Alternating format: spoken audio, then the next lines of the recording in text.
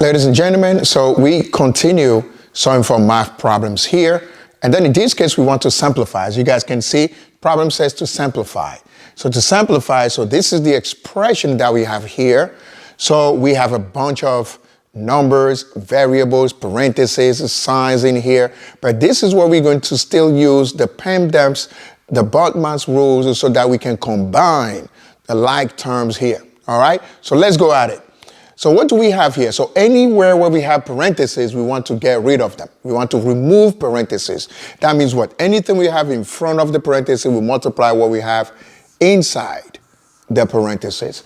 So that'll be 5 times x is going to give us what? It's going to give us 5x. All right?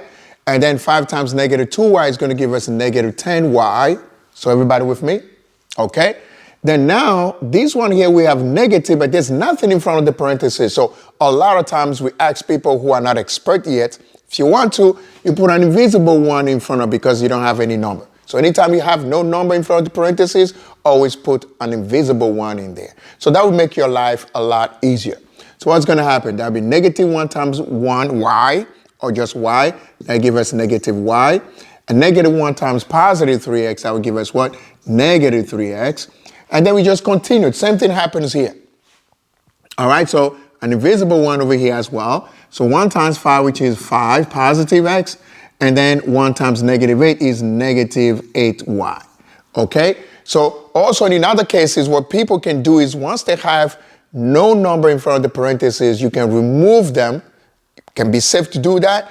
And then if you have a negative sign in front of the parentheses, the negative sign will change everything you have inside to the opposite sign. So that's just the other way of doing it. Okay?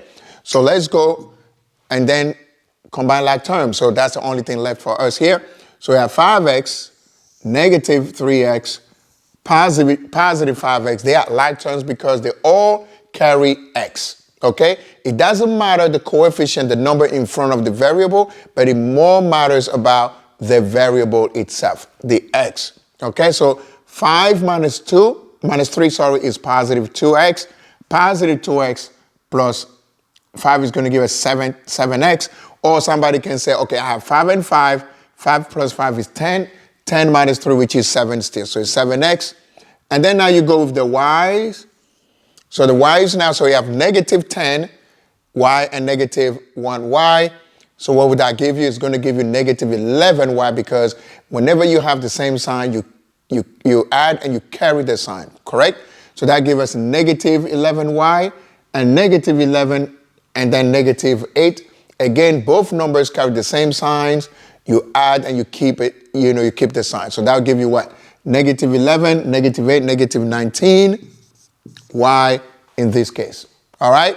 And then there's nothing else you can do about this because they are not like terms. X and y are not like terms when you're adding and subtracting. But when you're multiplying, yes, you can multiply them up. We'll see that again. But in most of the cases, once you do this one, you cannot go further.